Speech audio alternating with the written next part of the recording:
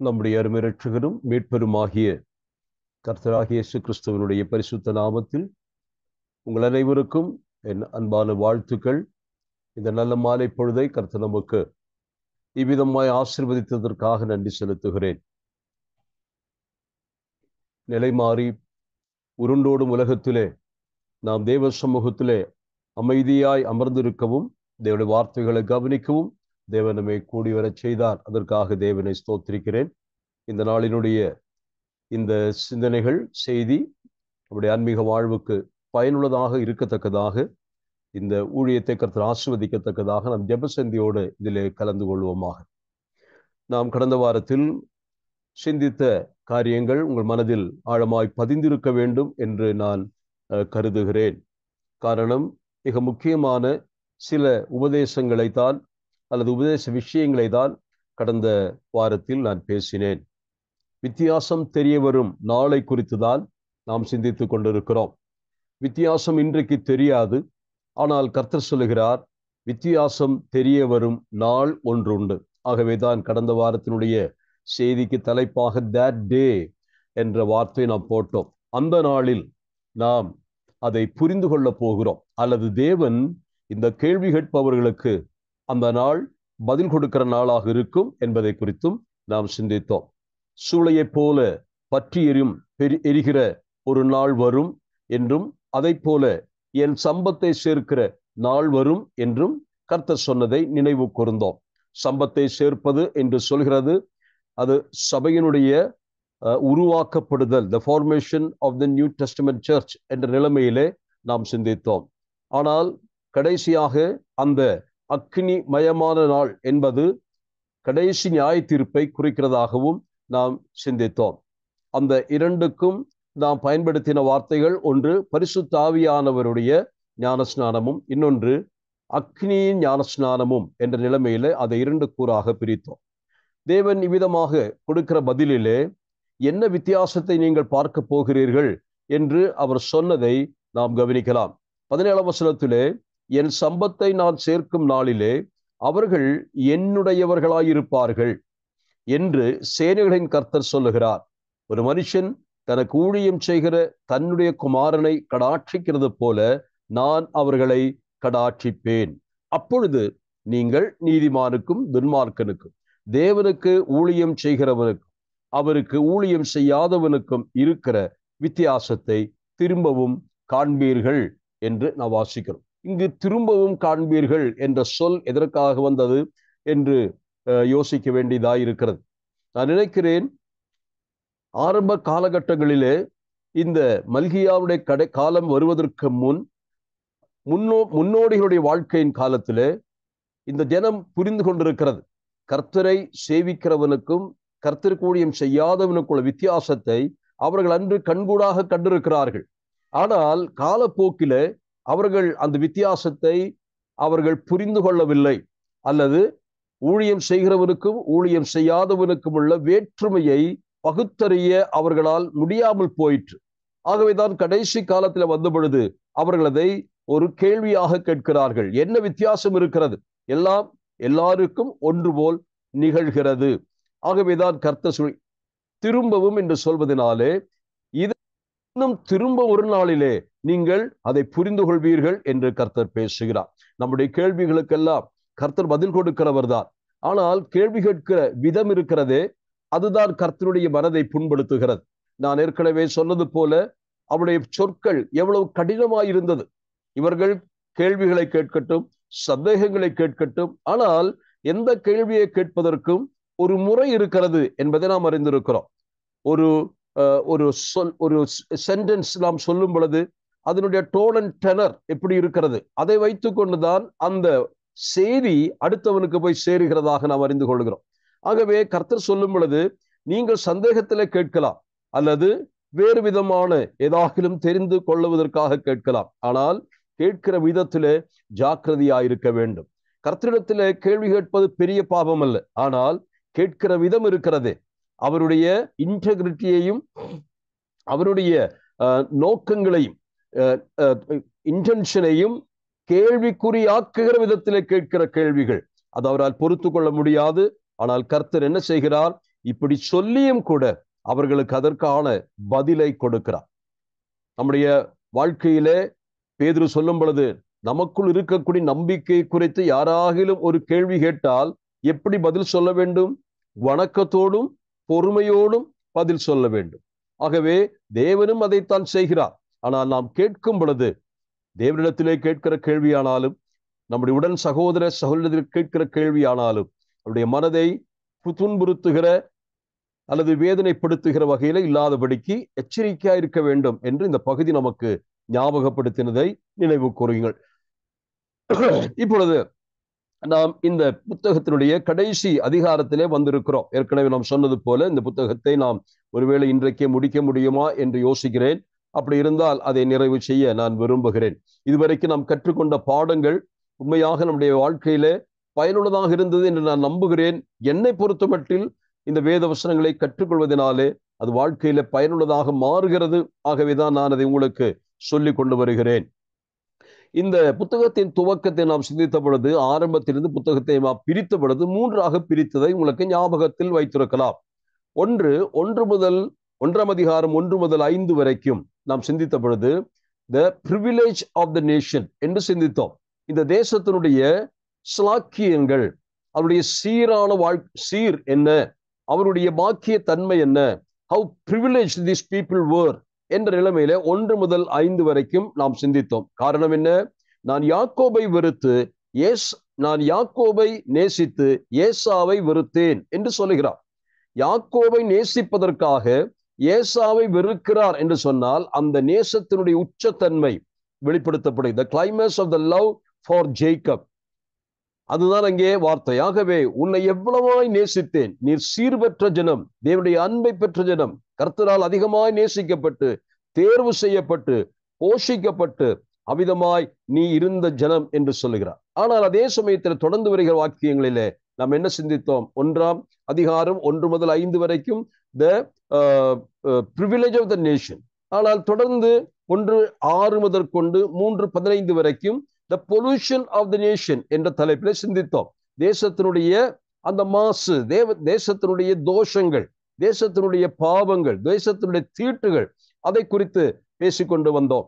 ஆனால் கடைசியாக இந்த பகுதிக்கு வரும் பொழுது 3வது பிரிவாக நாம் சொன்னது 3 அதிகாரம் 16 முதல் 4 அதிகாரம் 6 வசனம் வரைக்கும். அந்த பகுதியிலே நாம் என்ன அன்றைக்கு சொல்லும் பொழுது நான் சொல்லி இருந்தேன், அங்கு 2 காரியங்கள் சொல்லப்படுகிறது. ஒன்று, the prosecution of the nation as well as the protection given to the remnant. இது ரெண்டும் இந்த கடைசி பாகத்திலே சொல்லி முடிப்பதை பார்க்க முடியும். அதாவது கர்த்தருக்கு பயப்படுகிற மக்களுக்குள்ள பாதுகாப்பும், அகங்காரிகளுக்குள்ள நரக தண்டனை அல்லது ப்ராசிக்யூஷன் தண்டனையை குறித்தும் சொல்லுகிறதாக நான் அன்றைக்கு சொல்லி இருந்தேன். அதே நிலைமையில தான் இன்றைக்கு அதை முடிக்கவும் நான் விரும்புகிறேன். அப்பொழுது நாம் சிந்தித்த வசனத்திற்கு திரும்பி வரலாம். சில வசனங்களை நான் கொஞ்சம் உங்களுக்கு ஞாபகப்படுத்த விரும்புகிறேன். 2 அதிகாரத்திற்கு 2 வசனத்திலே, ஆனாலும் என் நாமத்திற்கு பயந்திருக்கிற உங்கள் மேல் நீதியின் சூரியன் உதிக்கும், அதன் செட்டைகளின் கீழ் ஆரோக்கியம் இருக்கும், நீங்கள் வெளியே புறப்பட்டு போய் கொழுத்த கன்றுகளைப் போல வளருவீர்கள் என்று சொல்லுகிறார். இந்த இடத்துல எதற்காக இதை சொல்லுகிறார்?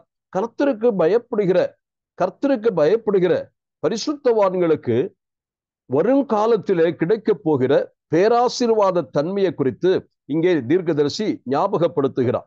கர்த்தரை சேவிப்பது விருதா, கர்த்தருக்கு ஊழியம் செய்வது அது தேவையில்லை என்றெல்லாம் சொல்லுகிற மக்களுக்கு இப்பொழுது கர்த்தர் சொல்லுகிறார், இப்பொழுது வித்தியாசத்தை பார்ப்பீர்கள்.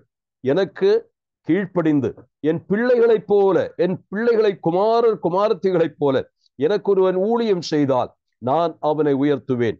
ஆண்டவராகிய இயேசு கிறிஸ்து கூட யோவானிலே சொல்லும்போது அப்படி சொல்லுகிறார், ஒருவன் எனக்கு ஊழியம் செய்தால் என் பிதா அவனை கனப்படுத்துவார், நான் இருக்கும் இடத்திலே அவனும் உட்காருவான் என்று கர்த்தர் சொல்லுகிறார். ஆகவே கர்த்தருக்கு ஊழியம் செய்கிறவனுடைய உயர்வை குறித்து, அவனை எவ்விதமாய் தேவன் மேன்மைப்படுத்துவார் என்பதை குறித்து கர்த்தர் இந்த வசனத்தின் மூலமாய் ஞாபகப்படுத்துகிறார்.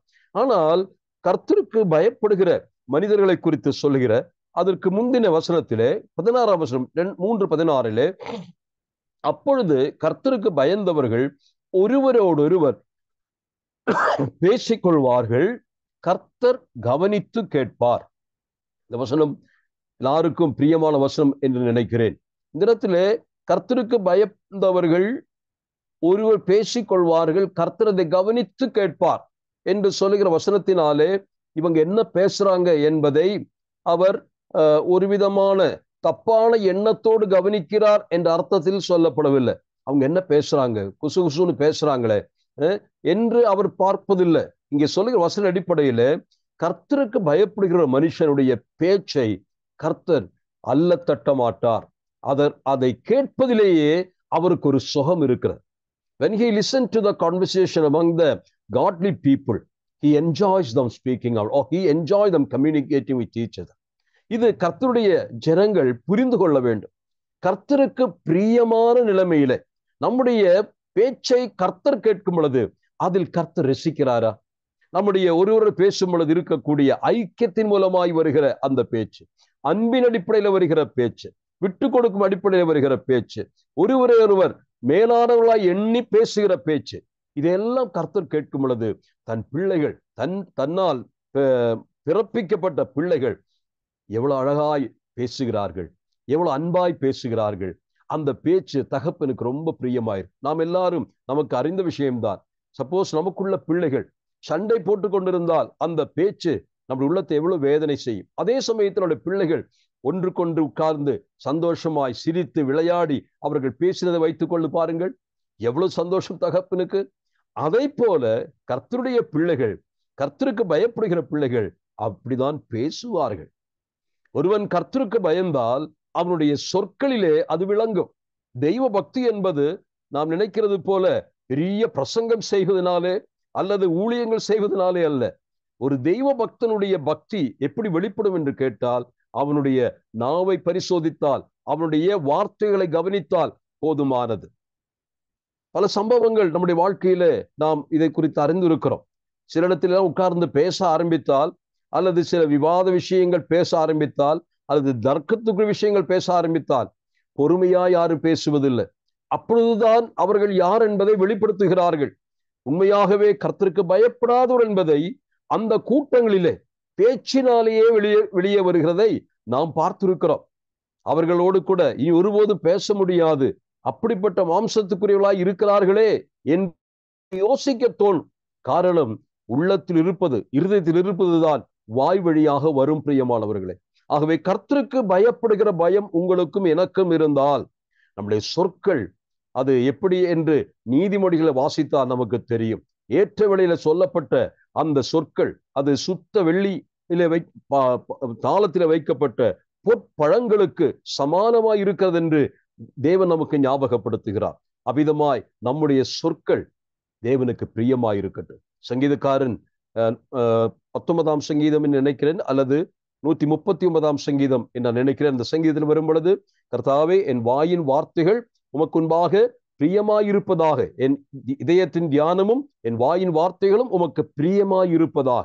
நாம் எதை தியானிக்கிறோம், நாம் எதை பேசுகிறோம், இதை குறித்து மிகுந்த ஜாக்கிரதையாயிருக்க வேண்டும். அதற்காக மற்றவர்களை அதாவது பிளாட்டரிங், முகஸ்துதி பண்ணுவதற்காக நான் சொல்லவில்லை. ஆனால் எதை சொன்னாலும் நிஷ்களங்க மனதோடு, களங்கமில்லாத மனதோடு நாம் பேச வேண்டும் என்று கர்த்தர் விரும்புகிறார். கர்த்தருக்கு பயப்படுகிறவருடைய ஒரு நல்ல பழக்கம் அவருடைய பேச்சு.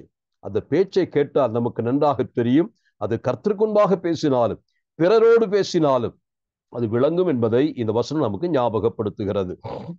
அதிலே நான் சொல்ல வந்தது, அவ்விதமாய் பயந்தவர்களுக்கு பாருங்கள் 16, அப்பொழுது கர்த்தருக்கு பயந்தவர்கள் ஒருவரோடு பேசிக்கொள்வார்கள்.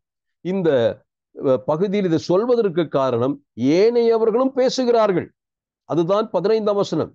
இப்போதும் அதனுடைய 13 வாசித்தோம். நீங்கள் எனக்கு விரோதமாய் பேசின பேச்சுக்கள் கடினமாய் இருக்கிறது என்று கர்த்தர் சொல்லுகிறார்.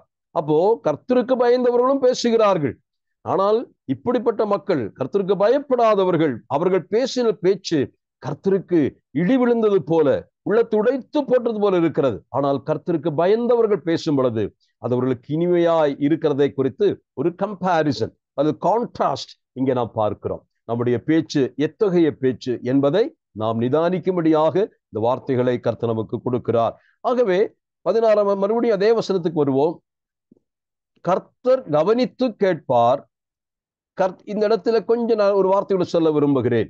நம்முடைய வார்த்தைகள் ஒரு முறை அது வெளியே போயிட்டா அது திரும்பி வர்றதில்லை, அது போயிடும்.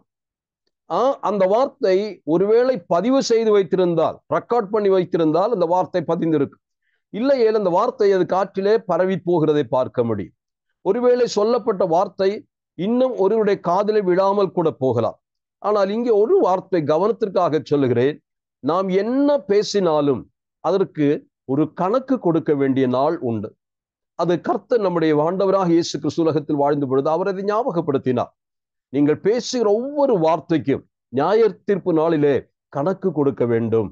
ஃபூல் என்று சொல்லுவது, அற்பனே என்று சொல்வது, இதையெல்லாம் கர்த்தர் சொல்லுகிறார். எவ்வளவு கருத்தாக கர்த்தர் கவனிக்கிறார். அவருடைய கூர்மையான காதுகளிலே நம்முடைய சொற்கள் ஒவ்வொன்றும் விழுகிறதாக சொல்லுகிறார். ஆகவே அன்னெசரியாக தேவையற்ற வார்த்தைகளை, அது கேட்டோ மற்றவங்க கேட்டாங்களா இல்லையா என்றெல்லாம் யோசியாமல் சொல்கிற வார்த்தைகளை தவிர்த்து ஒவ்வொரு வார்த்தையையும் நாம் கவனித்து பேசும்படி கர்த்தரை கவனிக்கிறார் என்ற பயபக்தியோடு கூட பேச கர்த்தர் நமக்கு கிருபை தருவாராக.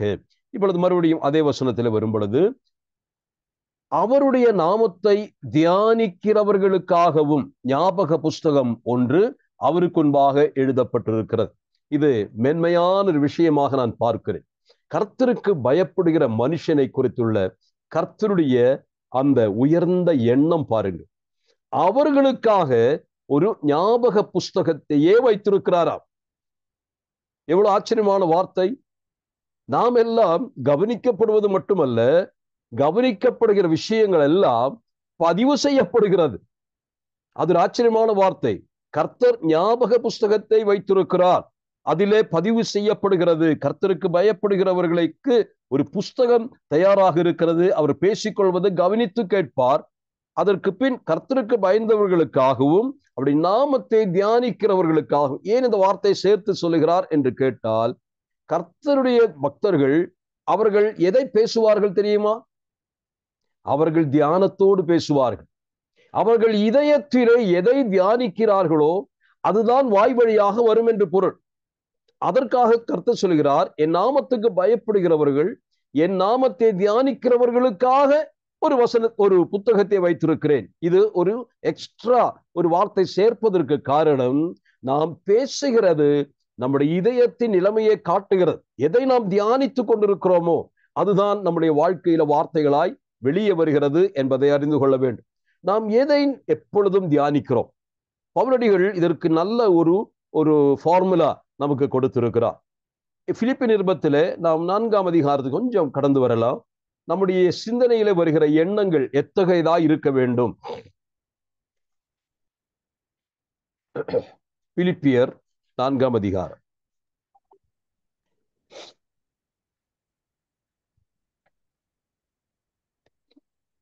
8வது வசனத்தை வாசிக்கலாமா? 8லிருந்து சில வசனங்கள், 8, 9. கடைசியாக சகோதரரே, உண்மை உள்ளவைகள் எவைகளோ, ஒழுக்கமுள்ளவைகள் எவைகளோ, நீதி உள்ளவைகள் எவைகளோ, கட்டுள்ளவைகள் எவைகளோ, அன்புள்ளவைகள் எவைகளோ, நற்கீர்த்தி உள்ளவைகள் எவைகளோ, புண்ணியம் எதுவோ, புகழ் எதுவோ, அவைகளையே சிந்தித்துக் கொண்டிருங்கள். நீங்கள் என்னிடத்தில் அந்த வருஷம் 8 ஹெவன், அதாவது அங்க சொல்லுகிற 8 ஹெவன்லி கேர் என்ன சொல்ல, நான் அதுக்கு இப்படி எழுதி வைத்திருக்கிறேன், 8 heavenly chocolates for a believer to chew என்று நான் அதற்கு எழுதி வைத்திருக்கிறேன். ஒரு தெய்வ பக்தன் அல்லது கர்த்தருக்கு பயப்படுகிற பிள்ளை, அவன் சுவைக்க வேண்டிய, சூ பண்ண வேண்டிய 8 விதமான சாக்லேட் அங்கே எழுதப்பட்டிருக்கிறது.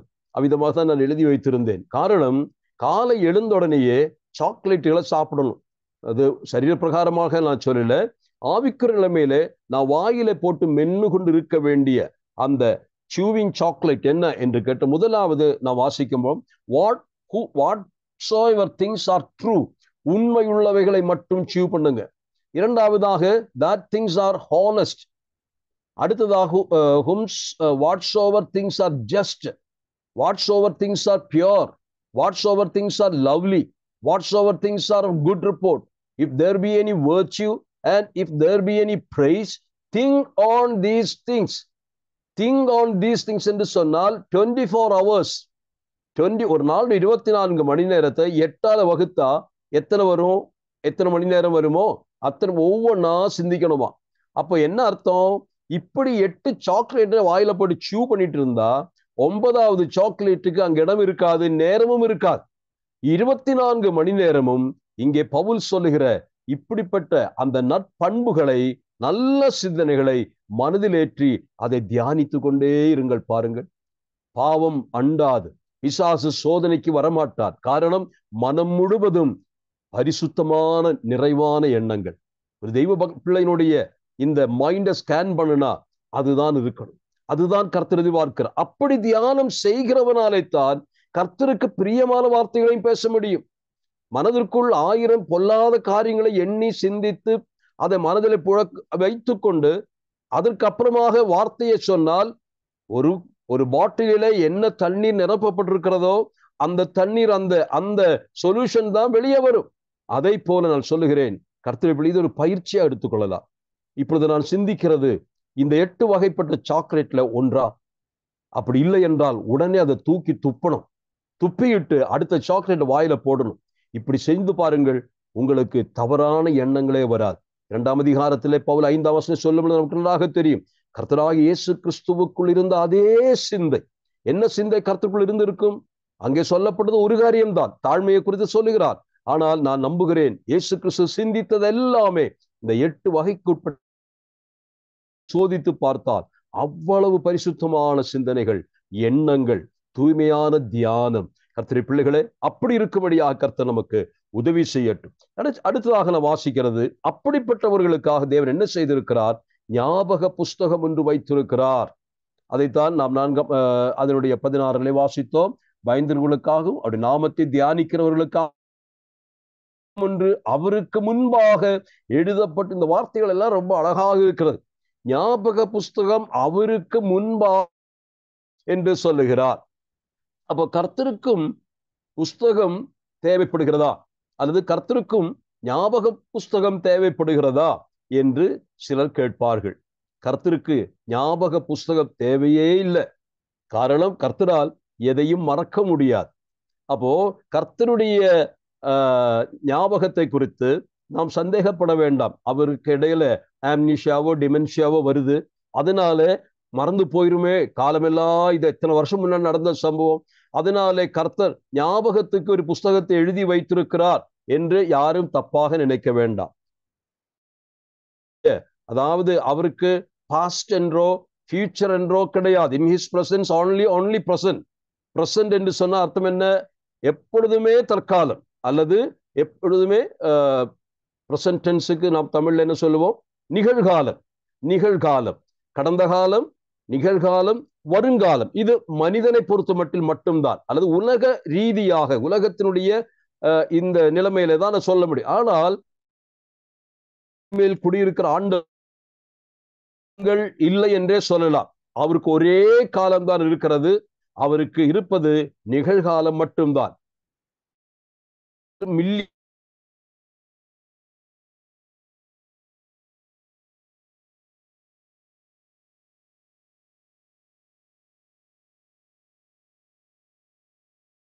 வைத்துக் கொள்ள அங்கே இப்ப இருக்கிறார். ஆகவே கர்த்தரை பொறுத்த மட்டில் ஞாபக மறதி அல்லது மறதி வியாதி உண்டு என்று யாரும் நினைக்க வேண்டாம். அதற்காக கர்த்தர் புஸ்தகத்தை எழுதி வைக்கல. கர்த்தர் எதற்காக புஸ்தகத்தை வைத்திருக்கிறார் என்று கேட்டால், மறதியுள்ள நாம் அதை நினைக்க வேண்டும் என்பதற்காக. மறந்து போகிற மனிதர்கள் தாங்கள் செய்ததை அவர்களுக்கு காட்டுவதற்காக, அவர்களுக்கு அதை ஞாபகப்படுத்துவதற்காக தேவன் ஞாபக புஸ்தகத்தை வைத்திருக்கிறார். இதுதான் அதனுடைய சாராம்சம். தேவனுக்கு மறதி வரும், அதனால எழுதி வைத்தார் என்றல்ல, நமக்கு தான் மறதி வரும். நாம் இங்கே ஒருவேளை உலகத்தை விட்டு கடந்து தேவசம் போகும் பொழுது நாம் கடந்த காலத்தில் செய்த அநேக நாம் மறந்திருக்கலாம். ஆனால் புத்தகங்கள் திறக்கப்படும் பொழுது அந்த புத்தகத்திலே நம்முடைய பெயர்கள் இருந்து அந்த புத்தகம் நம்மை குறித்து எழுதப்பட்ட டைரி எல்லாம் வெளியே வரும் பொழுதுதான் அப்படியா என்று நாம் யோசிப்போம். கர்த்தருக்கு மறதியினால் அல்ல, நாம் மறக்கக்கூடிய என்பதனாலே கர்த்தர் நமக்காகத்தான் அதை எழுதி வைக்கிறார் என்பதை ஞாபகப்படுத்துகிறேன். வேத புத்தகத்திலே நீங்கள் அநேக புத்தகங்களை குறித்து வாசிக்கலாம். பரலோகத்திலே பெயர் எழுதப்படுகிற வாக்கியத்தை குறித்து கர்த்தர் லூக்கா 10 வாசிக்கிறோம். உங்கள் பெயர்கள் பரலோகத்தில் எழுதப்படுகிறது. அப்போ பூமியிலே அல்ல, பரலோகத்தில் எழுதப்படுகிறது பொருள் சொல்லப்படும். பரலோகத்தில் எங்கே எழுதப்படுகிறது? எழுதப்படுவதாயிருந்தால் அதற்குள்ள ஏடு புஸ்தகங்கள் இருக்கத்தான் வேண்டும். ஆகவே பரலோகத்திலும் கணக்கு புஸ்தகம் இருக்கிறது என்று பொருள். கணக்கு புஸ்தகம் இருப்பது என்று சொன்னாலே கணக்கு பார்க்க நாளொன்று என்று அர்த்தம். ஆகவே there is an accountability. நாம் எல்லாரும் தேவ சமூகத்தில் ஒரு நாள் சென்று நம்முடைய கணக்குகளை ஒப்புவிக்க வேண்டியவர்கள். ஆகவேதான் பரலோகத்திலும் கணக்கு புஸ்தகங்கள் இருக்கிறது, பலவிதமான புஸ்தகங்கள் வைக்கப்பட்டிருக்கிறது. அந்த புஸ்தகங்களின் அடிப்படையிலே தான் தேவன் கடைசியாக நியாயம் தீர்ப்பார் என்பதை அறிந்திருக்கிறோம். ஒரு நியாயாதிபதி கடைசியாக அந்த வக்கீல்கள் இந்த குற்றவாளிக்காக எதிர்த்தும் அவர்களுக்கு சாதகமாகவும் வாதிட்ட பிறதாக முழு வழக்கையும் கேட்ட பிறதாக அந்த நியாயாதிபதி தீர்ப்பை வழங்குவார். அவர் எதன் அடிப்படையில் தீர்ப்பை வழங்குவார்? கேட்ட அந்த வாதாடுதல் அல்லது அந்த வாதிடுதல்கள் எல்லாம் கவனித்திருக்கிறார். ஆனால் தீர்ப்பு வழங்குவது அதன் அடிப்படையில் அல்ல, மாறாக ஏற்கனவே எழுதப்பட்ட சட்டங்களின் அடிப்படையில் தான் தீர்ப்பு வழங்கப்பட வேண்டும். அந்த தீர்ப்பு இவர்கள் வாதிட்டது சரியோ தப்போ அது வேறு விஷயம். ஆனால் தீர்ப்பு வழங்கும் பொழுது ரெஃபரன்ஸ் எங்க போகிறது என்று கேட்டால் ஏற்கனவே எழுதப்பட்ட சட்ட புத்தகங்களின் அடிப்படையிலே தான் தீர்ப்பு வழங்கப்படும். அதை போலதான் ஆண்டவர் நம்மை ஒருவேளை நல்லவர்களை நீதிமான்களை தேவராஜ்யம் சேர்ப்பதானாலும் அல்லது துன்மார்க்கர்களை நித்திய நரகில் போடுவதாயிருந்தாலும் அதற்கு அவர் தீர்ப்பு வழங்கும் பொழுது அவர் ஏற்கனவே எழுதி வைத்த நியாயப்பிரமாண புஸ்தகங்கள் அல்லது சட்ட புத்தகங்களின் அடிப்படையிலே தான் அந்த தீர்ப்பு வழங்கப்படும் என்பதையும் ஞாபகப்படுத்துகிறேன். நான் சில புத்தகங்களை குறித்து ஞாபகப்படுத்தியது. இந்த பாடம் நான் முடிக்கப் போகிறதுனால இது கொஞ்சம் ஏற்கனவே படித்த பாடங்கள் தான், ஆனாலும் சில குறிப்புகளை நான் புத்தகங்களை குறித்து சொல்லும்படி விரும்புகிறேன். பழைய ஏற்பாட்டிலே பல இடங்களிலே நாம் புத்தகங்களை குறித்தே வாசிக்கிறோம். இப்பொழுது வாசித்த இந்த ஞாபக புஸ்தகம் என்று சொல்லுகிற புஸ்தகம், இந்த புஸ்தகம் என்ற கன்செப்ட் எழுத்தாளர்கள் மத்தியிலே தேவனுடைய எழுத்தாளர்கள் இந்த புத்தகத்தை குறித்து சொல்லும் பொழுது அவர்கள் எப்படி இதை எழுதுகிறார் என்று கேட்டால் நமக்கு நன்றாக தெரியும். நாம் எஸ்தருடைய காலகட்டத்திலே நமக்கு நன்றாக தெரியும். ஆசுரஸ் ராஜாவுடைய காலகட்டத்திலே மோர்தெக்காய்க்கு செய்ய வேண்டிய அந்த பிரதிக்கிரியைகள் அல்லது அவனுக்கு செய்ய வேண்டிய சம்மான்கள் செய்யப்பட்டதா கொடுக்கப்பட்டதா என்ற கேள்வி வருகிற தூக்கம் இல்லாத நேரத்தில் நம்ம என்ன வாசிக்கிறோம்? அந்த நாள் அந்த விருத்தாந்த புஸ்தகங்கள், அப்படித்தானே? என்ன அந்த புத்தகத்தில் கிரானிக்கல்ஸ் என்று நாம் ஆங்கிலத்தில் சொல்கிறோம்.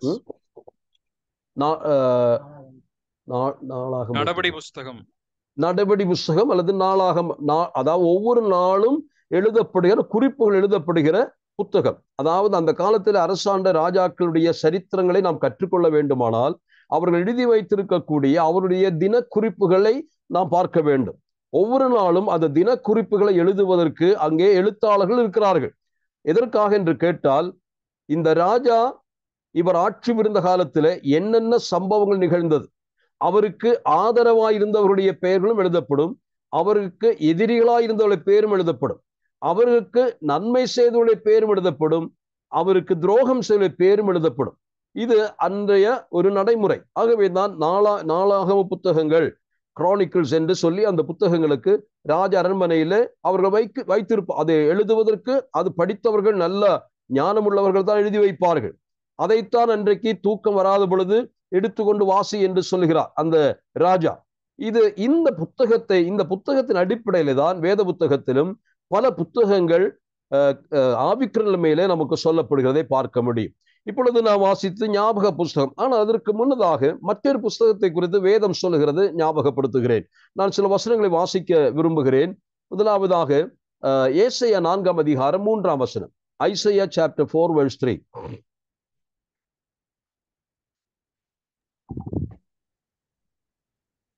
அப்பொழுது ஆண்டவர் சீயோன் குமாரத்திகளின் அழுக்கை கழுவி நியாயத்தின் ஆவியினாலும் சுட்டரிப்பின் ஆவியினாலும் எருசலேமின் இரத்தப்பழிகளை அதன் நடுவிலிருந்து நீக்கி விடும் போது சீயோனில் மீதியாயிருந்து எருசலேமில் தரித்திருந்து ஜீவனுக்கென்று பேரெழுதப்பட்டவன் எவனும் பரிசுத்தன் என்று சொல்லப்படுவான்.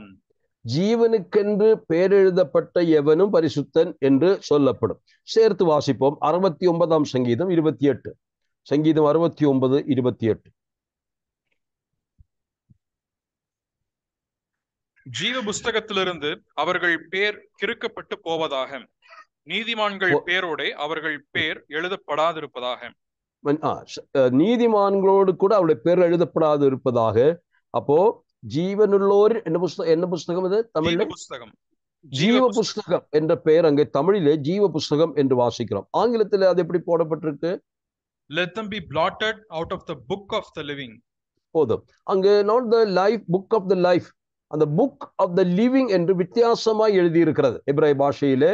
நாம் தமிழ்ல ஜீவ புஸ்தகம் என்று சொன்னாலும் அந்த ஜீவ புஸ்தகம் அல்ல, ஜீவனுள்ளோரின் புஸ்தகம் என்று நாம் வாசிக்கணும். ஜீவனுள்ளோரின் புஸ்தகம். இது எதை காட்டுகிறது என்று கேட்டால், ஜீவன புஸ்தகம் என்று சொல்லுகிறது, அதாவது இன்றைக்கு நம்முடைய நாட்டிலே பிறப்பு இறப்பு என்று சொல்லுகிறதை பதிவு செய்கிற ஒரு துறை இலாக்கா இருக்கிறது. அதை போல இதே நிலைமையிலே தான் பரலோகத்திலும் ஒரு புஸ்தகம் இருக்கிறது என்று சொன்னால், புஸ்தகம் என்று சொன்னால் எந்த எப்படிப்பட்ட காகிதத்தில் செஞ்சதா அதெல்லாம் என்ன கேட்கக்கூடாது. பரலோகத்தில் அப்படி புஸ்தகம் இருக்கு. ஏற்கனவே தேவனுக்கு ஞாபக சக்தி இல்லை அப்படின்னு தப்பா நினைச்சிடக்கூடாது. ஆகவே புஸ்தகம் இருக்கிறது, மக்களுக்காக எழுதப்பெற்ற புஸ்தகம் என்று வைத்துக் கொள்ள. அந்த புஸ்தகத்திலே பூமியில் ஒரு குழந்தை பிறந்தால் அதனுடைய பெயர் பிறப்பு பகுதியில் எழுதப்படும். அதற்கு அப்புறமாக ஒருவர் இறந்தால் அவருடைய பேருக்கு நேராக பிளாட் அவுட் பண்ணி அதை கட் பண்ணி இறந்து விட்டார் என்று எழுதலாம். இது இயற்கை உலகத்திலே நடக்கும். அதே போல பரலோகத்தினுடைய புத்தகங்களில் ஒன்று இவ்விதமாய் ஜீவனுள்ளோரின் புஸ்தகம். Those who are alive, the names of the alive people will be there. மற்றது பிளாட் அவுட் பண்ணுகிறது. அதனால தான் யாத்ராகம புஸ்தகத்திலே மோசே ஆண்டவரிடத்திலே ஜெபிக்கும் பொழுது 32:32 அவர் இவ்விதமாய் ஜெபிக்கிறதை நீங்கள் பார்த்திருக்கலாம். ஆண்டவரே, அந்த வசனத்தை வாசிக்கலாமா? யாத்திராகமம் 32:32.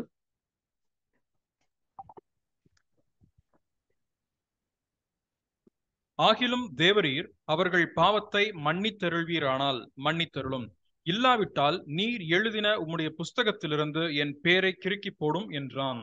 நீர் எழுதின புஸ்தகத்திலிருந்து என் பேரை கிறுக்கி போடும். இந்த சொல்ல வச்சுக்கிட்டு மோசே ரட்சிப்பு இழந்தார் என்றெல்லாம் சொல்றவங்க இருக்காங்க. அது அந்த எக்ஸ்ட்ரீமுக்கு யாரும் போயிடக்கூடாது. இங்க சொல்லப்படும் விஷயம், ஆண்டவரே உமக்கு சித்தமானால் அவளை மன்னியும், இல்லையேல் என்னை இந்த உலகத்தினின்று எடுத்து போடும், என்னுடைய வாழ்க்கையை முடித்துவிடும். ஜீவனுள்ளோரின் புஸ்தகம், the book of the living, அது நின்று என் பெயரை கிறுக்கி போட சொன்னால், take me away from the world, உலகத்தினின்று என்னை எடுத்துக்கொள்ளும், நான் மரணம் அடைய தயாராயிருக்கிறேன் என்ற பொருள்தான் அதற்கு. ஆகவே the book of the living, not the book of life, the book of the living, ஜீவனுள்ளோரின் புஸ்தகம் என்று சொற்றதான் நாம் 69:28 படிக்கும் பொழுது ஞாபகத்தில் கொண்டு வர வேண்டும். ஜீவ புஸ்தகம் என்ற வார்த்தை அல்ல, ஜீவனுள்ளோர், the book of the living, வாழ்ந்து கொண்டிருப்போர்களின் புத்தகம் என்று அதற்கு பெயர். அது ஒரு புத்தகமாக நாம் வேதத்தில் வாசிக்கிறோம்.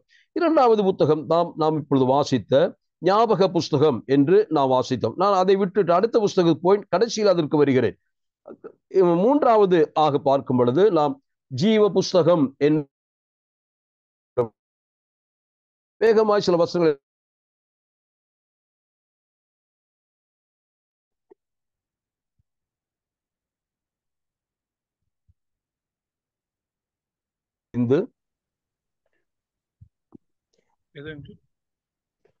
வெளிப்படுத்தின விசேஷம் 3:5.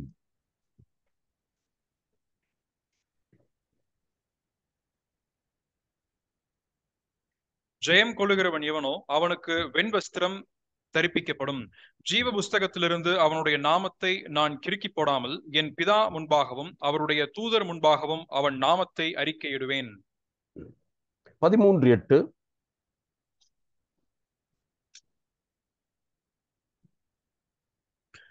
உலகத் தோற்றம் முதல் அடிக்கப்பட்ட ஆட்டுக்குட்டியினுடைய ஜீவ புஸ்தகத்தில் பேர் எழுதப்பட்டிராத பூமியின் குடிகள் யாவரும் அதை வணங்குவார்கள்.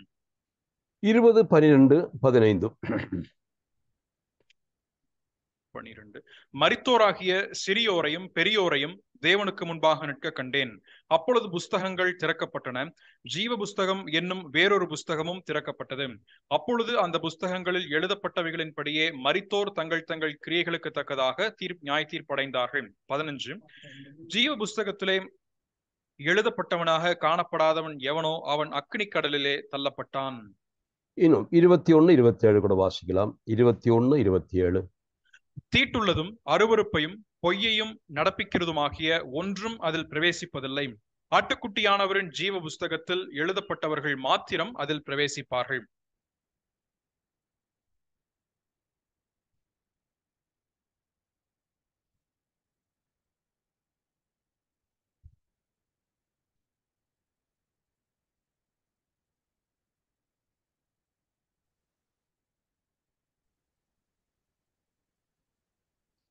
தினேஷ் வாசிச்சு முடிச்சுட்டீங்களா?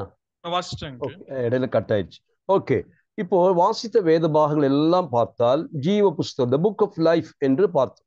ஆனால் ஒரு சில வசனங்களிலே நீங்கள் வாசித்த பொழுது ஆட்டுக்குட்டியானவருடைய ஜீவ புஸ்தகம் என்று சேர்த்து எழுதப்பட்டிருக்கிறது. ஆகவே ஜீவ புஸ்தகம் என்று சொல்லும் பொழுது அது ஆட்டுக்குட்டியானவரோடு சம்பந்தப்பட்ட புஸ்தகமாக முதல் எடுத்துக்கொள்ள வேண்டும். ஜீவ புஸ்தகத்திற்கும் ஆட்டுக்குட்டியான் த லேம்ப் ஆஃப் காட் சம்பந்தம் உண்டு என்பதை நாம் புரிந்து கொள்ள வேண்டும். அதனால தான் அந்த 12 நினைக்கிற 13 வாசகம் ஆட்டுக்குட்டியானவருடைய ஜீவ புஸ்தகம். அப்ப ஜீவ புஸ்தகம் என்று சொன்னால் அது கர்த்தராகிய இயேசு கிறிஸ்துவனுடைய புஸ்தகமாக எடுத்துக்கொள்ள வேண்டும். எவ்விதமாக இதுக்கு சம்பந்தப்படுகிறது என்று கேட்டால், கர்த்தராகிய இயேசு கிறிஸ்து அல்லது அடிக்கப்பட்ட வண்ணமாயிருக்கிற ஆட்டுக்குட்டியானவர் சிந்தின இரத்தத்தால் மீட்கப்பட்டோரின் பெயர்கள் எல்லாம் எழுத பெற்ற புஸ்தகம்தான் ஜீவ புஸ்தகம் என்பதை நாம் அறிந்து கொள்ள வேண்டும். அந்த ஜீவ புஸ்தகத்தில் யார் பெயர் உண்டு என்று கேட்டால், ஆட்டுக்குட்டியானவருடைய இரத்தத்தால் மீட்கப்பட்டவர்களின் பெயர்கள் மட்டும்தான் அந்த ஜீவ புஸ்தகத்தில் இருக்கும். அந்த ஜீவ புஸ்தகத்தில் பேர் இல்லாவிடில் அவன் மீட்கப்பட்டவன் அல்ல, அவன் எரிநரகத்திற்கு பாத்திரவான் என்பது நாம் புரிந்து கொள்ள வேண்டும். அப்ப இயேசு கிறிஸ்து தன்னுடைய அதிகாரத்தில் வைத்திருக்கக்கூடிய புஸ்தகம் இந்த ஜீவ புஸ்தகம். அந்த ஜீவ புஸ்தகத்தில் அவர் ஒருவருடைய பெயர் எழுத வேண்டுமானால், சிலுவையிலே இரத்த வெள்ளத்தில் துடித்து மரித்து அடக்கம் செய் உயிர்த்தெழுந்த இயேசு கிறிஸ்துவை சொந்த தெய்வமாக, சொந்த ஆண்டவராக, கிறிஸ்துவாக, மீட்பராக ஒருவன் விசுவாசித்து ஏற்றுக்கொள்ளும் நேரத்திலே பரலோகத்தில் அவன் பெயர் எழுதப்படுகிறது என்று சொன்னால், அது மனம் திரும்புகிற ஒரு பாவி பரலோகத்தில் பெயர் எழுதப்படும் பொழுது அது ஜீவ புஸ்தகத்தில் இயேசு இரத்தத்தால் எழுதப்படுகிற ஒரு புத்தகத்தில் பதிவு செய்யப்படுகிறது. நான் இவ்விதமாய் சில யோசிப்பேன், இந்த புஸ்தகம் முழுக்க முழுக்க இரத்த வருணமாய் இருந்திருக்கும் என்று நம்புகிறேன். இயேசு கிறிஸ்துவனுடைய சிந்தப்பட்ட இரத்தத்திலே அந்த பேனாவை மூழ்கி அதை வைத்துக்கொண்டு அவர் பேர் எழுதுகிறார். என் மகன் ஜோசப் ராஜன் இந்த தேதியிலே அவன் என்னை ஆண்டவரும் இரட்சகருமாக ஏற்றுக்கொண்டு தெய்வ மகனானான். அவன் நித்திய மீட்பை பெற்றான், தண்டனை ஒழிந்து போனது, அவன் கிறிஸ்துவுக்குள் இருக்கிறான், அவன் புதிய சிருஷ்டியாகிவிட்டான் என்று சொல்லி என் பெயரை ஆட்டுக்குட்டியானவர் தன்னுடைய சொந்த இரத்தத்தால் சிவப்பு மையிலே எழுதிவிடுகிறதை நான் நினைக்கிறேன், கற்பனை செய்கிறேன். அவ்வளவு முக்கியத்துவம் அந்த புஸ்தகத்துக்கு இருக்கிறது. அது ஜீவ புஸ்தகம் என்று நாம் வாசித்தோம். அடுத்த புத்தகத்திற்கு கடந்து போக விரும்புகிறேன். அந்த புத்தகம் தான் ஞாபக புஸ்தகம் என்று நாம் வாசித்தோம். மல்கிய 3:16 இதை வாசிக்கிறோம். எஸ்தேர் 6ஆம் அதிகாரம் 1-2 வசனங்களிலே நான் ஏற்கனவே உங்களுக்கு ஞாபகப்படுத்தினேன். இப்பொழுது நாம் இதோடு சம்பந்தமாக ஞாபக புஸ்தகம் என்றால் என்ன, பயபக்தியாய் வாழ்கிறவர்களுக்கு, கர்த்தருக்கு பயப்படுகிறவர்களுக்காக, அவருடைய நாமத்தை தியானிக்கிறவர்களுக்காக, உள்ளும் புறம்பும் ஒருபோல் தூய்மையாய் வாழ்கிற மக்கள், கர்த்தருக்கு பயப்படுகிற பரிசுத்தவான்கள். சொல்ல வேண்டுமானால் இப்படி நாம் சொல்லலாம், ஜீவ புஸ்தகத்திலே பேர் எழுத பெற்றவர்களுடைய அவருடைய வாழ்க்கையை குறித்து எழுதப்படுகிற புஸ்தகம்தான் இந்த புத்தகம் என்று சொன்னால், ஜீவ புத்தகத்திலே யாருடைய பெயர் இருக்கிறதோ அவர்கள் உலகத்தில் வாழும் பொழுது ஆண்டவராகிய இயேசு கிறிஸ்துவுக்காக செய்கிற எல்லா செய்கைகளையும் எல்லா சிந்தனைகளையும் பதிவு செய்கிற ஒரு புத்தகம் தான் இந்த புஸ்தகம். கர்த்தருக்கு பயப்படுகிற பரிசுத்தவான்களுடைய செயல்கள், சிந்தனைகள் எல்லாம் பதிவு செய்யப்படுகிற புத்தகம் இந்த புக் ஆஃப் ரிமெம்பரன்ஸ் என்பதை அறிந்து கொள்ளலாம். நாம் பிலிப்பியர் நிருபம் 4ஆம் அதிகாரம் 3க்கு தயவாக வாருங்கள். பிலிப்பியர் 4:3.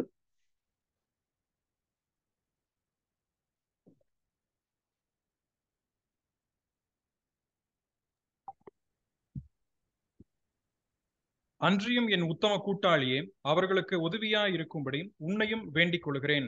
அவர்கள் கிளமந்தோடும் மற்ற என் உடன் வேலையாட்களோடும் கூட சுவிசேஷ விஷயத்தில் என்னோட கூட மிகவும் பிரயாசப்பட்டார்கள். அவர்களுடைய நாமங்கள் ஜீவ புஸ்தகத்தில் எழுதி இருக்கிறது. அவருடைய நாமங்கள் ஜீவ புஸ்தகத்தில் எழுதியிருக்கிறது. whose names are in the book of life. இந்த புக் ஆஃப் லைஃப் ஜீவ புஸ்தகம் என்று சொல்லுகிறது. ஆட்டுக்குட்டியானவருடைய ஜீவ புஸ்தகம் என்ற அர்த்தத்தில் எடுத்துவிட முடியாது. அதில் உள்ளது பெயர்கள் மட்டும்தான். ஆனால் அந்த புஸ்தகத்தில் ஜீவ புஸ்தகத்தில் பேர் எழுதப்பட்டவர்களுடைய கிரியைகள் எழுதப்படுகிற புத்தகம்தான் ஞாபக புஸ்தகம். இது பழைய ஏற்பாட்டில் மாத்திரமல்ல, புதிய ஏற்பாட்டிலும் அந்த ஞாபக புஸ்தகம் இருக்கிறது. சொல்ல வேண்டுமானால் இந்த புத்தகத்தில் ஒவ்வொரு நாளும் நம்முடைய செய்கைகள், நாம் ஆண்டவராகிய இயேசு கிறிஸ்துவுக்காக செய்கிற செய்கைகள், நம்முடைய செயல்பாடுகள், நம்முடைய சிந்தனைகள் எல்லாம் எழுதப்படுகிறது. வாசித்த அந்த பிலிப்பியர் 4 வாசித்த பொழுது அவர்களை குறித்து என்ன வாசித்தோம்? சகோதரிகளை குறித்து வாசிக்கும் பொழுது இவ்விதமாய் வாசித்தோம். அவர்களை குறித்து 3 and I entreat thee also through your fellow help those women which labor with me in the gospel, with Clement also and with other my fellow laborers whose names are in the book of life. இது அப்ப என்ன book என்று கேட்டால், இந்த புஸ்தகம் என்பது book of labour, அதாவது பணிவிடையின் பணி செய்கிறவர்களுக்காக எழுதப்படுகிற புஸ்தகம். அதாவது கர்த்தருக்காக ஊழியம் செய்கிறவனுடைய செயல்பாடுகளை எழுதி வைக்கிற புஸ்தகமாக இதை எடுத்துக்கொள்ளலாம். ஆகவே இந்த ஜீவ புஸ்தகம் என்று சொல்லுகிறது, ஆட்டுக்குட்டியாரும் ஜீவ புஸ்தகம் தொடர்பு படுத்தலாம் என்று சொன்னால், இவர்கள் கர்த்தருடைய இரத்தத்தால் மீட்கப்பட்டு ஜீவ பேர் எழுதப்பட்டவர்கள். ஆனால் அதற்காக இங்க சொல்லவில்லை. இவர்கள் ஆண்டவருக்காக பிரயாசப்பட்ட அவருடைய ஊழியத்தை அல்லது அவருடைய சுவிசேஷ ஊழியங்களை குறித்து எழுதப்பட்ட புஸ்தகமாயிருக்கிறது. ஆகவே நாம் ஆண்டவருக்காக செய்கிற எதையும் மறந்து விடுவதற்கு ஆண்டவர் அநீதி உள்ளவர் அல்ல என்று நாம் எபிரேயர் நிருபத்திலே வாசிக்கிறோம். எபிரேயர் எல்லாருக்கும் தெரிந்த வசனம் எபிரேயர் 6:10 வாசிக்கிறோம். எப்படி என்று கேட்டால், நாம் இன்றைக்கும் அல்லது நாளைக்கும் செய்து கொண்டிருக்க போகிற கர்த்தருக்காக செய்கிற சின்ன ஒரு கலசம் தண்ணீரை ஒருவனுக்கு மனதார சந்தோஷம் கொடுத்து பாருங்க, உடனே அது அங்கே அச்சிடப்படுகிறது. எனக்கு அது ஆச்சரியமா இருந்தது. கர்த்தர் மறக்கவே மாட்டார். காரணம், அவருக்கு முன்பாக ஞாபக புஸ்தகம் எழுத பெற்றிருக்கிறது. அவருக்கு மறதி வரும் என்பதற்காக அல்ல, நாம் இதை மறந்து விடுவோம். ஆண்டவர் ஒரு ஊமையை சொன்னார் அல்லவா, கடைசியில மத்தேயு வாசிக்கும் பொழுது, அதாவது செம்மறியாட்டையும் வெள்ளாட்டையும் 2 பிரிக்கிற ஊமையை சொல்லும் பொழுது அதில் என்ன சொல்லுகிறார் உங்களுக்கு நன்றாக தெரியும். இந்த 2 சாராரையும் நீங்கள் சிந்தித்தால் 2 பேருமே அவங்க செஞ்சதை மறந்துட்டாங்க. நீங்க யோசிச்சு பாருங்க. முதல் சாரார் நல்லவர்களை குறித்து, அதாவது செம்மறியாடுகளை குறித்து சொல்லும் பொழுது, நீங்கள் எனக்கு செய்தீர்கள், நீங்கள் இதை செய்தீர்கள், வந்து பார்த்தீர்கள், கொடுத்தீர்கள், போஷித்தீர்கள், என்னை ஆதரித்தீர்கள் என்றெல்லாம் அவர் சொல்லிக்கொண்டே வரும் பொழுது இவங்க என்ன கேட்கிறாங்க? எப்போ? நாங்க அப்படி ஒன்றும் செய்யலையே. அவங்க ஆண்டவருக்கு செய்ததை முழுமையாய் மறந்து விட்டார்கள். கர்த்தருக்காக செய்திருக்கிறார்கள், ஆனால் அவர்கள் அதை மறந்து விட்டாங்க. அடுத்த சாராருக்கு வருவோம், வெள்ளாடுகள். அவங்க என்ன சொல்றாங்க? நீ வரவில்லை, செய்யவில்லை, கொடுக்கவில்லை, ஆற்றவில்லை, இதெல்லாம் சொல்லும் பொழுது நாங்க அப்படி செய்யாம இருந்தது இல்லையே. அவர்களும் மறந்தது போல சொல்லுகிறார்கள். அப்போ மனிதனுடைய இயல்பை நான் சொல்லுகிறேன், மனிதர்கள் மறந்து விடுவார்கள். அதனாலே தான் கர்த்தர் தமக்கென்று ஒரு ஞாபக புஸ்தகம் வைக்க வேண்டிய கட்டாயத்திற்கு தள்ளப்படுகிறார். இவர்கள் மறப்பார்கள். ஆகவே அன்றைக்கு தேதியிட்டு எழுதப்பெற்ற புத்தகத்தை காட்டும் பொழுது, ஆமா அன்றைக்கு செய்தேன் அல்லது நான் செய்யல என்று சொல்வதற்கு அங்கே ஒரு வாய்ப்பு கிடைக்கிறது. அப்ப ஞாபக புஸ்தகம் என்று சொல்லுகிறது எதற்காக என்று கேட்டால், உண்மையாகவே கர்த்தருடைய பரிசுத்தவான் ஜீவனுள்ள இரத்தத்தால் மீட்கப்பட்ட கர்த்தருடைய பிள்ளைகள் அவர்கள் உலகத்தில் வாழும் பொழுது செய்த நற்கிரியைகளுக்கு எல்லாம் அன்றைக்கு பலன் கொடுப்பதற்கு, பரிசளிப்பதற்கு இந்த புத்தகம் திறக்கப்படும். அதைத்தான் நாம் ஆண்டவருடைய கிறிஸ்துவின் நியாயாசனம் என்று கிறிஸ்துவின் நியாயாசனம் ரோமரில் 14:10 அதுபோல 1 கொரிந்தியரிலும் நாம் அதை வாசிக்கிறோம். கிறிஸ்துவின் 2 கொரிந்தியரில் வாசிக்கிறோம். ஆகவே கிறிஸ்துவின் நியாயாசனம் என்று சொல்ல வார்த்தை பீமா என்ற வார்த்தை. ஒலிம்பிக் விளையாட்டுகளிலே அதனுடைய ரெஃப்ரிகள், நியாயம் தீர்க்கிறவர்கள், இந்த விளையாட்டை பார்த்து மதிப்பெண் போடுகிறவர்கள், யார் வெற்றி பெற்றார்கள், யார் தோற்றார்கள் என்பதை உயர்ந்த மேடையிலே நின்று கண்காணித்து பார்வை செலுத்தி அந்த விளையாட்டிலே வெற்றி பெற்றவர்கள் யார் என்று சரியாக கண்டுபிடித்து அவர்களுக்கு அந்த மாலை அணிவிக்கவோ அல்லது இலையினால் செய்யப்பட்ட கிரீடங்களை அணிவிப்பதோ அதையெல்லாம் செய்வதற்காக அமைக்கப்படுகிற உயர்ந்த மேடை, விளையாட்டு அரங்கத்தினுடைய மத்திய பாகத்தில் அமைக்கப்படுகிற ஒரு மேடை தான் பீமா. அதைத்தான் பவுல் சொல்கிறார். பவுலடிகள் அதை கிறிஸ்துவின் நியாயாசனம் என்று சொல்லுகிறார். என்ன அர்த்தத்தில் சொல்லப்படுகிறது? கிறிஸ்துவின் நியாயாசனம் முன்னதாக உலகத்தில் உள்ள தெய்வ மக்கள் தவிர, கிறிஸ்துவின் திருச்சபையிலே அங்கம் வகிக்கக்கூடிய மக்களை தவிர யாரும் போய் நிற்க மாட்டார்கள். நாம் என்று சொல்லி பவுல் சொல்லுகிறார். பவுலடிகளும் திருச்சபைகளும் என்று சொன்னால் இயேசு கிறிஸ்து இரத்தத்தால் மீட்கப்பட்ட பிள்ளைகள் மட்டும்தான் கிறிஸ்துவின் நியாயாசனம் முன்பாக நிற்பார்கள். அவர்கள் எதற்காக நிற்கிறார்கள்? அவர்கள் கர்த்தருக்காக செய்ததை கிரியைகளுக்கு தக்க பலனை அடையும்படியாக. அங்கு நியாய தீர்ப்பு கிடையாது. அங்கே யாரையும் தண்டித்து நியாயம் தீர்ப்பதற்காக அழைக்கவில்லை. செய்ததை பாராட்டி பரிசளிப்பதற்காக. அங்கே அன்றைக்கு நமக்கு துக்கம் இருக்கு. சில சமயத்துல என்ன துக்கம் வரும்? ஐயோ, நான் இன்னும் செய்திருக்கலாமே. அவ்விதம் மனசாட்சியில நியாயம் தீர்க்கப்படலாம். ஆனால் தேவன் கர்த்தர் ஒருபோதும் பீமாவை நியாய தீர்ப்புக்காக வைக்கவில்லை. அது கிறிஸ்துவின் நியாயாசனம். நம்முடைய கிரியைகளை சோதித்து பார்த்து அந்த கிரியைகளை பலனளிப்பு. ஒருவேளை சில கிரியைகள் அக்னியினாலே அது இல்லாமல் போகலாம். நாம் பெருசாக செய்த காரியங்கள், புல் வைக்கோல், அதை அப்படிப்பட்ட நிலைமையில செய்து குவித்த ஊழியங்கள் ஒன்றுமில்லாமல் போய்விடும். ஆனால் சில ஊழியங்கள் கர்த்தருக்கு முன்பாக அது விலையேறப்பெற்ற கல், பொன் வெள்ளியைப் போல் இருப்பதினாலே அக்னி வழியாய் சோதிக்கப்படும் பொழுது அது என்றைக்கு நிலைத்திருக்கக்கூடிய பலனை கொடுக்கும். அது பீமாவில் நடக்கிற கூடிய காரியம். அப்ப மூன்றாவது நான் பார்த்தது புக் ஆஃப் ரிமெம்பரன்ஸ். இது எதற்காக இங்கே சொல்லப்பட்ட வசன அடிப்படையில் நான் சொல்லுகிறேன். அது நம்முடைய கிரியைகளை கர்த்தர் மறந்து போக மாட்டார். அதை நினைவில் வைத்து, புத்தகத்தில் இருப்பதனால் அல்ல, அவர் மறக்க மாட்டார்.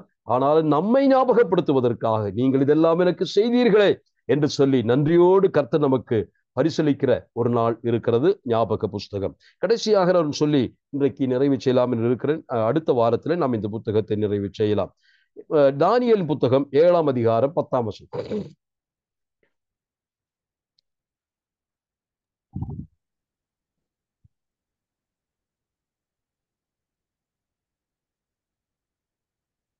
அக்கினி நதி அவர் சந்நிதியிலிருந்து புறப்பட்டு ஓடினது. 1000 பேர் அவரை சேவித்தார்கள். கோடா கோடி பேர் அவருக்கு முன்பாக நின்றார்கள். நியாய சங்கம் உட்கார்ந்தது, புஸ்தகங்கள் திறக்கப்பட்டது. நியாய சங்கம் உட்கார்ந்தது, புஸ்தகங்கள் திறக்கப்பட்டது. அப்போ தானியேலுடைய காலகட்டத்திலே புஸ்தகங்கள் திறக்கப்பட்டு தரிசனத்தை காண்கிறார். அப்போ நியாய சங்கம் ஒன்று அமர்ந்திருக்கிறது, புஸ்தகங்கள் திறக்கப்படுகிறது. இது உலக பாணியிலே தான் சொல்லப்படுகிற ஒரு காரியமாய் நாம் எடுத்துக்கொள்ளலாம். ஆனால் இதிலே ஆவிக்குரியவர்களாகிய நமக்கு என்ன பாடம் என்று அதை எப்படி எடுத்துக்கொள்ளலாம்? வெளிப்படுத்தின விசேஷத்தை கூட வாசிப்போம். வெளிப்படுத்தின விசேஷம் 20ஆம் அதிகாரம் 12ஆம் வசனம்.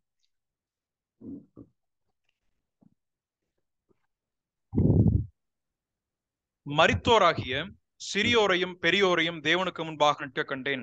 அப்பொழுது புஸ்தகங்கள் திறக்கப்பட்டன. ஜீவ புஸ்தகம் என்னும் வேறொரு புஸ்தகமும் திறக்கப்பட்டது. அப்பொழுது அந்த புஸ்தகங்களில் எழுதப்பட்டவைகளின் படியே மரித்தோர் தங்கள் தங்கள் கிரியைகளுக்கு தக்கதாக நியாய தீர்ப்படைந்தார்கள். போதும். இப்பொழுது 2 வசனங்களிலே தானியேல் புத்தகத்திலே புத்தகங்கள் என்று வாசித்தோம். இப்போ ரெவலேஷன் வெளிப்படுத்த வரும் பொழுது புஸ்தகங்களும் திறக்கப்பட்டது, வேறொரு புஸ்தகம் ஜீவ புஸ்தகம் என்று சொல்லுகிறார். அப்போ புஸ்தகங்கள் கூட ஜீவ புஸ்தகமும் இருக்கும்.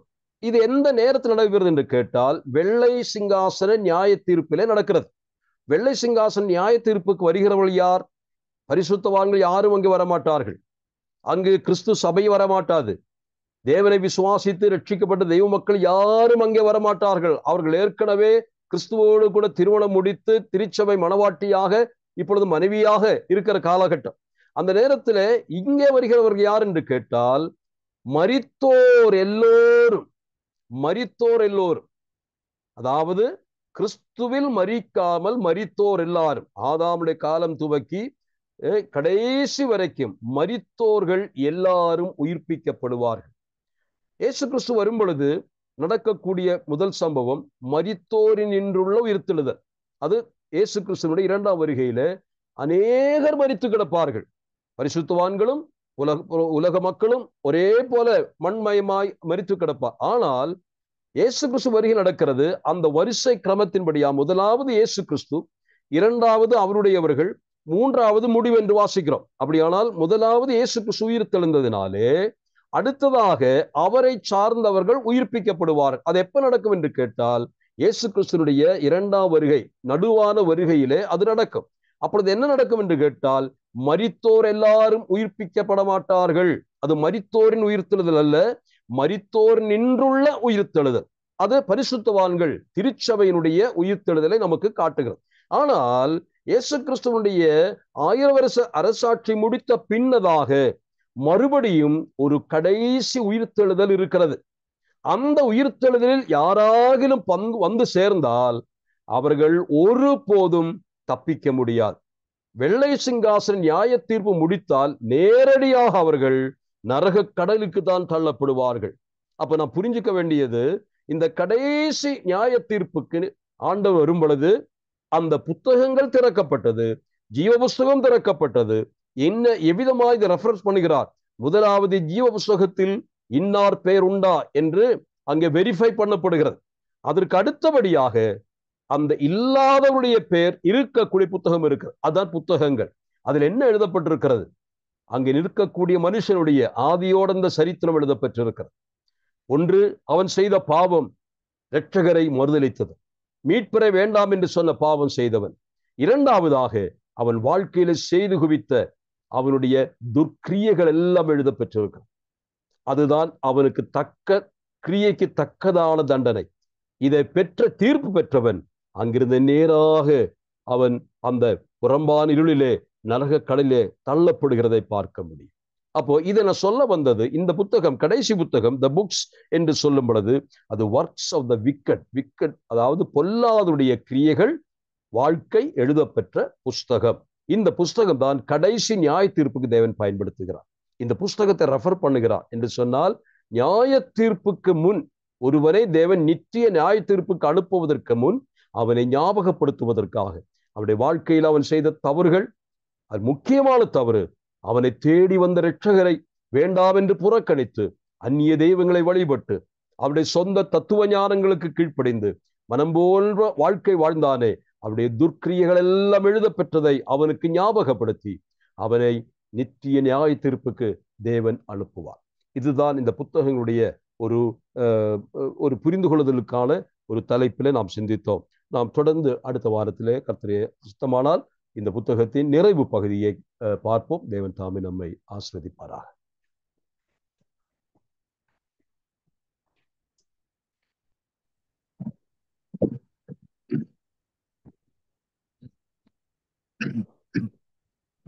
നമുക്ക് പ്രാർത്ഥിക്കാം. ഞങ്ങളെ വാത്സല്യമായി സ്നേഹിക്കുന്ന സ്വർഗപിതാവാം ദൈവമേ, ഇന്ന് വൈകുന്നേരവും തിരുവനന്തപുരത്തിന്റെ മുമ്പിൽ ആയിരിക്കാൻ തക്കവണ്ണം അവിടുന്ന് ഞങ്ങളെ സഹായിച്ചതിനായിട്ട് നന്ദിയോടെ സ്തോത്രം. പ്രിയ കർത്തൃദാസനെ അതിനായിട്ട് അവിടുന്ന് ഉപയോഗിച്ചു. തിരുവനന്തപുരത്തിൽ നിന്നുള്ള സത്യങ്ങളെ ഒരിക്കൽ കൂടി കേൾക്കുവാനായിട്ടുള്ള സാവകാശം നൽകി ജീവപുസ്തകത്തിൽ പേരെഴുതി കിട്ടുവാൻ തക്കവണ്ണം ഭാഗ്യം ലഭിച്ചു എന്നുള്ളത് ഞങ്ങളിപ്പോൾ ഓർത്ത് അവിടത്തേക്ക് നന്ദി കരയറ്റുന്നു. അതുപോലെ ജ്ഞാപക പുസ്തകവും ഉണ്ട്, മെയിൻറ്റെയിൻ ചെയ്യുന്നുണ്ട്. അതിൽ ഞങ്ങളുടെ പ്രവൃത്തികളൊക്കെയും രേഖപ്പെടുത്തുന്നു എന്നുള്ള കാര്യവും ഞങ്ങളിപ്പോൾ ഓർത്തു. വളരെ ജാഗരൂകരായി തന്നെ ഈ ലോകത്തിൽ ജീവിക്കാൻ ഞങ്ങളെ സഹായിക്കണമേ.